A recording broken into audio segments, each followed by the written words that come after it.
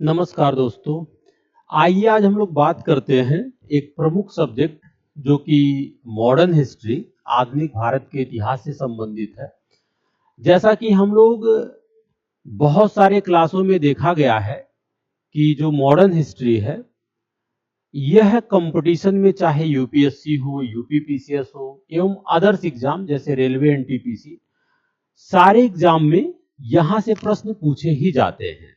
तो ठीक उसी प्रकार हम लोग शुरू करते हैं। आधुनिक भारत के इतिहास के संदर्भ में एक प्रमुख टॉपिक है और हम लोग शुरू से अध्ययन करेंगे। और आज हम लोग शुरू करेंगे कि कैसे मुगल साम्राज्य का पतन हुआ, वहीं से शुरुआत करते हैं।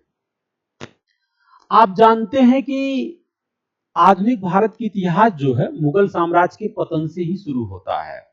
इस प्रकार आप देखेंगे तो जब 1707 में औरंगजेब की मृत्यु हो गया, ठीक है, जब 1707 में औरंगजेब की मृत्यु हो गया, उसके बाद आप देखेंगे ना कि जो भारतीय इतिहास की धारा है उसमें बहुत ही बेहद परिवर्तन हुआ है, जिसे हम लोग औरंगजेब की मृत्यु के बाद उत्तर मुगल काल के रूप में जानते हैं। असल में उत्तर मुगल काल में आप देखेंगे कि औरंगजेब के बाद बहुत सारे शासक, छोटे उत्तरवर्ती शासक बनते हैं। ठीक है, तो आइए थोड़ा सा चर्चा करते हैं। ठीक है, तो जैसा कि आपको हमने बताया है कि औरंगजेब की मृत्यु के बाद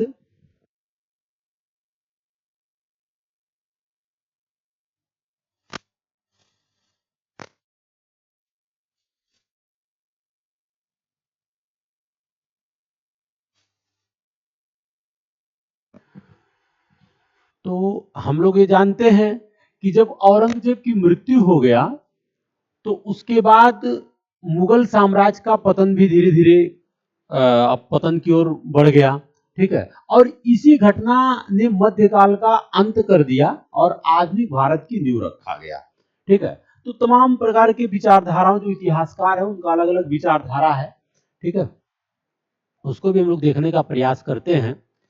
जैसे आप देखेंगे कि इतिहासकारों का मानना है कि औरंगजेब की नीतियों, जैसे चाहे उनकी धार्मिक नीति हो या उनकी राजपूतों के संदर्भ में नीति हो, दक्कन की नीति हो, इन्हीं के कारण जो है मुगल साम्राज्य का पतन हुआ है। जो महत्वपूर्ण बात है कि औरंगजेब का पतन कैसे हुआ मुगल साम्राज्य का, तो इन्हीं सारे नीतियों के कारण जो है मुगल साम्राज्य का पतन हुआ है। ठीक है, तो ये बेहद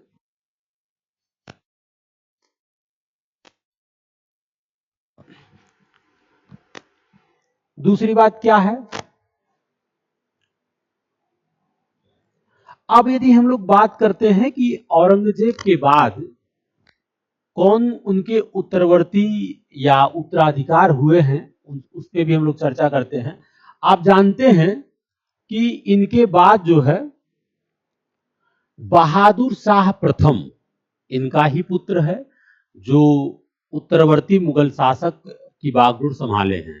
ठीक है, तो उत्तराधिकार के युद्ध में सफल होने के बाद मुअज्जम यानी कि 65 वर्ष की अवस्था में बहादुर शाह प्रथम की उपाधि के साथ दिल्ली की गद्दी पर आसीन हुआ। ये जो बहादुर शाह प्रथम के नाम से हम जानते हैं, उत्तरवर्ती मुगल साम्राज्य में इनका जो कार्यकाल रहा है वह 1707 से 1712 ईस्वी तक है। ठीक है, और दूसरी बात क्या है, दूसरी बात है इन्हें हम मुअज्जम के नाम से भी जानते हैं। और सबसे वृद्ध यानी कि 65 वर्ष की अवस्था में इन्होंने शासन की बागडोर संभाली और दिल्ली की सत्ता पर आसीन हुए। उस समय आप बात करेंगे तो जो दिल्ली, वहां पे मुगलों का एक शासन व्यवस्था था, वो मात्र ही दिल्ली के लाल किले तक ही सीमित रहकर रह गया था, मात्र वही तक सीमित रह गया। ठीक है, इसके साथ साथ अन्य बात क्या है, थोड़ा विशेषताओं पे चर्चा करें तो आप देखेंगे कि बहादुर शाह ने मराठों और राजपूतों के प्रति मैत्रीपूर्ण नीति अपनाई। जो सबसे इंपॉर्टेंट बात है कि बहादुर शाह ने मराठों और राजपूतों के साथ एक मैत्रीपूर्ण नीति अपनाई। इसने संभाजी के पुत्र शाहू को मुगल कैद से आजाद कर दिया। इसने जो है संभाजी के पुत्र शाहू को मुगल कैद से आजाद कर दिया। बहादुर शाह ने बुंदेल शासक छत्रसाल को बुंदेल राज्य का स्वामी स्वीकार कर लिया था। ठीक है, ये इनकी कुछ विशेषताएं हैं। ठीक है, इसके साथ साथ और भी इंपॉर्टेंट बात है, इन्होंने सिख नेता बंदा बहादुर के विरुद्ध एक सैन्य अभियान के दौरान फरवरी 1712 ईस्वी में बहादुर शाह, ठीक है, बहादुर शाह प्रथम की मृत्यु हो गई थी। सिख नेता बंदा बहादुर के विरुद्ध जो है इन्होंने अभियान किया, ठीक है, अभियान के दौरान एक सैन्य अभियान था के दौरान 1712 ईस्वी में बहादुर शाह प्रथम की मृत्यु हो गई। इसे औरंगजेब के मकबरे के आंगन में दफनाया गया। तो बहुत ज्यादा इंपॉर्टेंट नहीं है, ये बात इंपॉर्टेंट है, ठीक है। इसके बाद बहादुर शाह प्रथम के बाद जहांदार शाह शासक बने। जहांदार शाह के बारे में जान लेते हैं कि 1712 ईस्वी से 1713 ईस्वी तक जहांदार शाह जो है 1712 ईस्वी से 1713 ईस्वी तक, ठीक है। तो 1712 ईस्वी में बहादुर शाह प्रथम की मृत्यु के बाद उसका पुत्र जहांदार शाह मुगल शासन की गद्दी पर बैठा। ये बात इंपॉर्टेंट है, ठीक है। ईरानी मूल के शक्तिशाली अमीर खास करके जुल्फिकार खां की सहायता से जहांदार शाह ने अपने भाई अजीम उस्सान रफी उस्सान तथा जहान शाह की हत्या कर शासक बना था।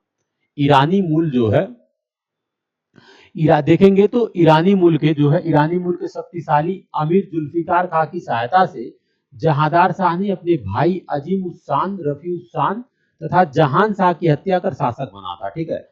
यह एक अयोग्य एवं विलासी शासक था। जहांदार शाह पर उसकी तमाम सारी ऐसी बातें हैं कि जो इंपॉर्टेंट है, तमाम सारी बातें हैं कि जो नहीं इंपॉर्टेंट है। तो आप देखेंगे बहादुर शाह प्रथम के बाद जहांदार शाह शासक बना है, ठीक है। इसी प्रकार नेक्स्ट क्या है, इसके बाद जहांदार शाह के बाद शासक बनता फर्रुखसियर, जो बहुत बेहद इंपॉर्टेंट है। जहांदार शाह के बाद अगर कोई शासक बनता है तो वह है फर्रुखसियर, जो बेहद इंपॉर्टेंट है। क्या है फर्रुखसियर की विशेषता? देखिए, फर्रुखसियर का कार्यकाल रहा है 1713 ईस्वी से 1719 ईस्वी तक, ठीक है।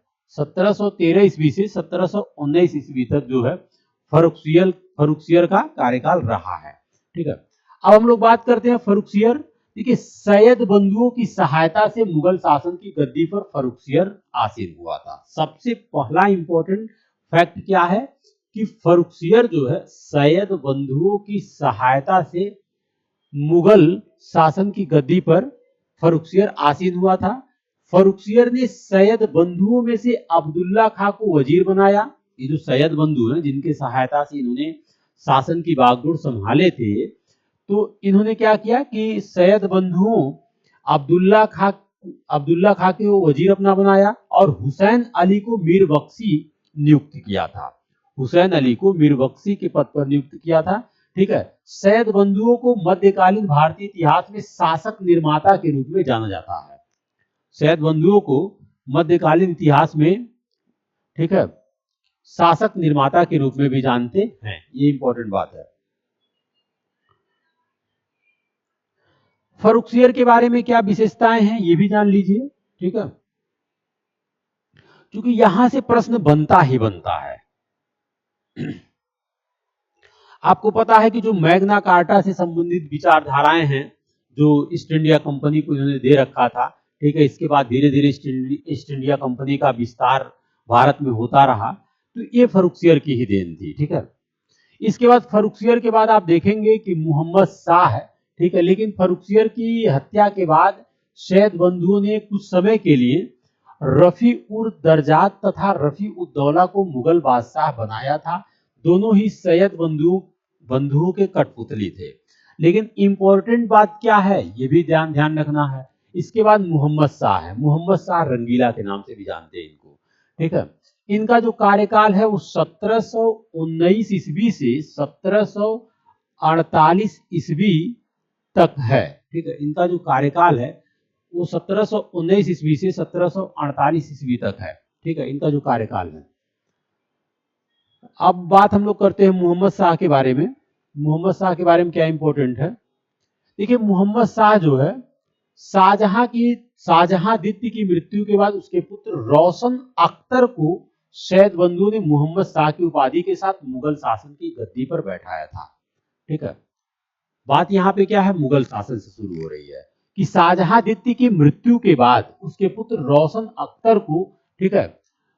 लेकिन जो इंपॉर्टेंट बात है ये है इनके मोहम्मद शाह के बारे में, वो ये है कि मोहम्मद शाह ने 1724 में जजिया कर, जो जजिया टैक्स होता है, जजिया कर अंतिम रूप से समाप्त कर दिया था। और सबसे बड़ी बात क्या है जो इनके बारे में जानना चाहिए, वह यह है कि मोहम्मद शाह की सार्वजनिक मामलों में जो इनका एक विचारधारा है वो बहुत ही उदासीनता एवं विलासिता था।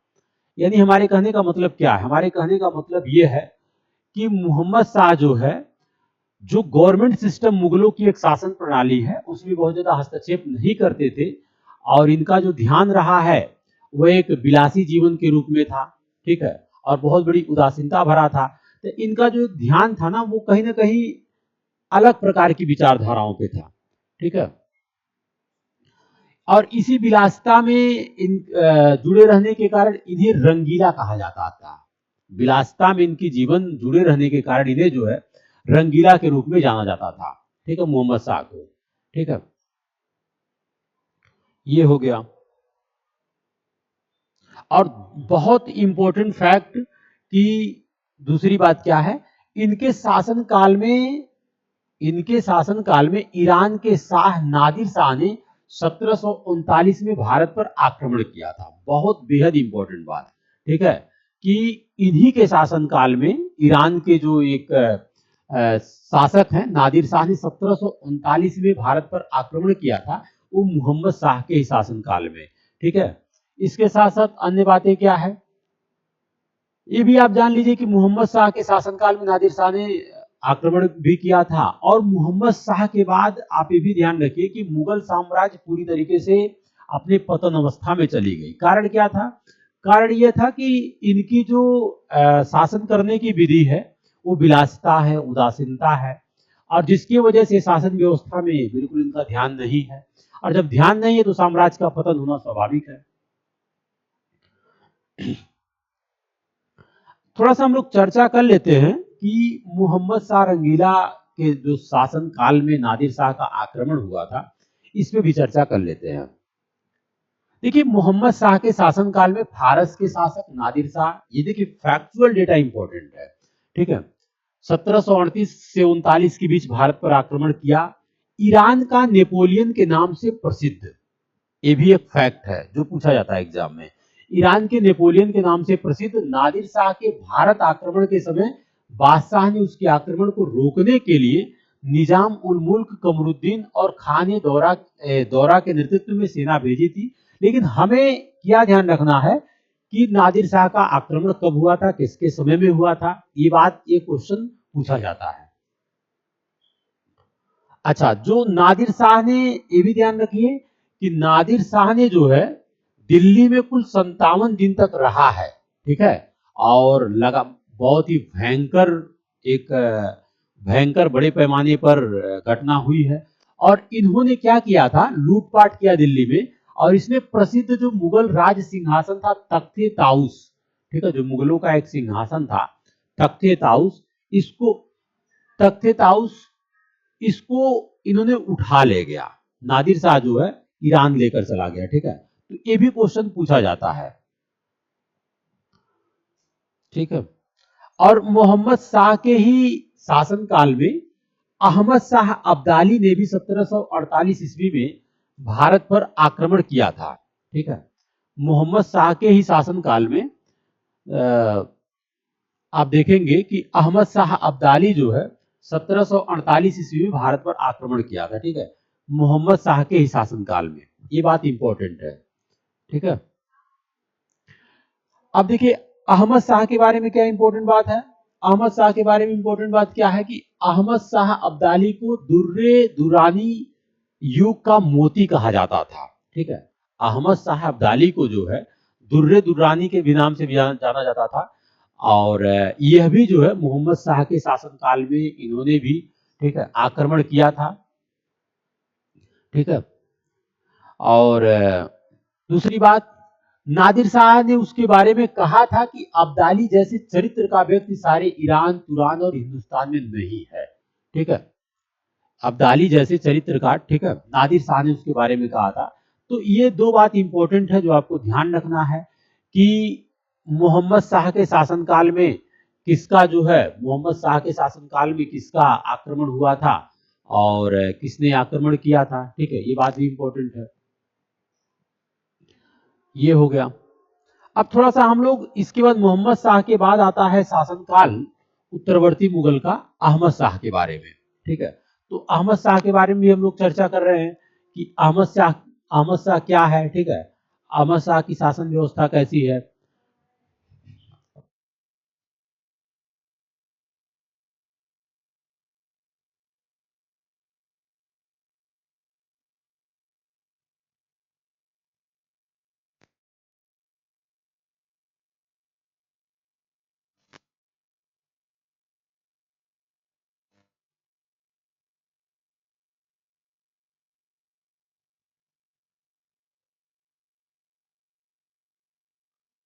और आप ध्यान देंगे कि जैसे मोहम्मद शाह का जो शासनकाल है वो बेहद इंपॉर्टेंट है और इसके बाद कौन शासक बने हैं यह भी इंपॉर्टेंट है। अब इसके बाद हम देख रहे हैं कि अहमद शाह के बारे में, अहमद शाह के बारे में क्या इंपॉर्टेंट बात है। अहमद शाह के बारे में 1748 में मोहम्मद शाह की जब मृत्यु हो गई, ठीक है, 1748 में जब मोहम्मद शाह की मृत्यु हो गई, ठीक है, तो अहमद शाह मुगल शासक बना। अहमद शाह ने अवध के सूबेदार सफदर जंग को अपना वजीर बनाया था।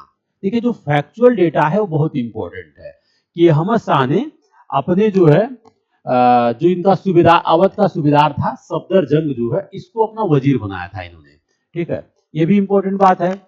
अच्छा दूसरी चीज क्या है, अगर मैं बात करूं कि अहमद शाह की विशेषताओं के बारे में कि अहमद शाह एक योग्य शासक रहा है कि नहीं, क्योंकि आप जान रहे हैं कि मुगल साम्राज्य का जब पतन हो गया तो मुगल साम्राज्य के पतन के बाद जो है ऐसे कोई शासक नहीं रहे हैं कि जो बेहद इंपॉर्टेंट हैं। तो इसलिए ये बात जानकारी में रहना चाहिए कि जब मुगल साम्राज्य का पतन हो गया तो क्या वो जो शासक बचे हैं ये लोग क्या योग्य रहे हैं कि नहीं रहे हैं। तो आप देखेंगे कि अहमद शाह एक योग्य एवं भ्रष्ट शासक, अयोग्य शासक था और भ्रष्ट शासक था। ऐसा नहीं है कि योग्य रहा है, यह एक अयोग्य एवं भ्रष्ट शासक था। इसकी दुर्बलता का लाभ उठाकर उसकी मां उधमबाई ने हिजड़ों के सरदार जावेद खां के साथ मिलकर शासन पर कब्जा जमा लिया था, ठीक है। तो हमें जो इंपॉर्टेंट बात है वही जानना है, ठीक है, हमें जो इंपॉर्टेंट बात है वही जानना है कि क्या शासन के बारे में क्या इंपॉर्टेंट है, ठीक है। नेक्स्ट हम लोग क्या बात करते हैं, देखिए ऐसा है, इसके बाद यदि बात किया जाए तो शाह आलम द्वितीय हैं, इसके बाद जो है शाह आलम द्वितीय हैं, ठीक है, शाह आलम द्वितीय इसके बाद शासक बनते हैं। ये भी बात ध्यान रखना इंपॉर्टेंट है कि इसके बाद कौन शासक बना है, तो शाह आलम द्वितीय हैं। देखिए आलमगीर द्वितीय के बाद यदि मैं बात आपको बताऊं, जैसे हमने अहमद शाह के बारे में बताया, ठीक है, इसके बाद आप देखेंगे तो शाह आलम द्वितीय, ठीक है, शाह आलम द्वितीय के बारे में क्या विशेषताएं हैं आप ध्यान रखेंगे कि आलमगीर द्वितीय के बाद अली गौहर शाह आलम द्वितीय की उपाधि धारण कर मुगल शासन की गद्दी पर बैठा, ठीक है। शाह आलम द्वितीय ने 1764 ईस्वी में बंगाल के शासक मीर कासिम और अवध के नवाब सुजाउद्दौला के साथ मिलकर अंग्रेजों के विरुद्ध बक्सर के युद्ध में भाग लिया, ठीक है। बक्सर के युद्ध में ऐतिहासिक, अभी हम आगे पढ़ेंगे प्लासी का युद्ध, बक्सर का युद्ध, तो अभी आपको इतना ध्यान रखना है कि शाह आलम द्वितीय जो है, ठीक है, इन्होंने 1764 में बंगाल के शासक, ठीक है, के शासक मीर कासिम के साथ और अवध के नवाब सुजाउद्दौला के साथ मिलकर अंग्रेजों के विरुद्ध बक्सर के युद्ध में भाग लिया था, ठीक है। बक्सर के युद्ध के बारे में क्या है, बक्सर के युद्ध में ऐतिहासिक पराजय के बाद अंग्रेजों ने शाह आलम के साथ इलाहाबाद की संधि की, ठीक है। तो ये सब चीजें हम बक्सर के युद्ध में पढ़ेंगे, लेकिन अभी हम उत्तरवर्ती शासक में देख रहे हैं। इसके बाद हम लोग बात करते हैं, इसके बाद हम लोग बात करते हैं कि उत्तरवर्ती मुगल शासक का अंतिम शासक कौन है, यह है बहादुर शाह द्वितीय, सेकंड बहादुर शाह द्वितीय जो है, इन्हें हम जफर के नाम से भी जानते हैं, ये भी इंपॉर्टेंट बात है कि इन्हें हम जफर के नाम से भी जानते हैं। देखिए, अकबर द्वितीय की मृत्यु के बाद, अकबर द्वितीय की मृत्यु के बाद बहादुर शाह द्वितीय मुगल बादशाह बना, और यह जो है जफर के नाम से शायरी लिखता था, इसलिए इसे हम बहादुर शाह जफर भी कहते थे। यह भी इंपॉर्टेंट बात है, ठीक है। ये हो गया। तो इस प्रकार हम लोगों ने ये जाना कि कैसे मुगल साम्राज्य का जब पतन हुआ, चाहे वो धार्मिक कारण था, औरंगजेब की जो धार्मिक कट्टरता थी, राजपूतों की नीति के संदर्भ में, ठीक है, आर्थिक व्यवस्था के संदर्भ में, तो उसके बाद कैसे उत्तरवर्ती मुगल शासकों का एक क्रम रहा, उनकी क्या विशेषताएं रहा, ठीक है। फिर आगे की क्लास में हम लोग नेक्स्ट जानेंगे। जय हिंद।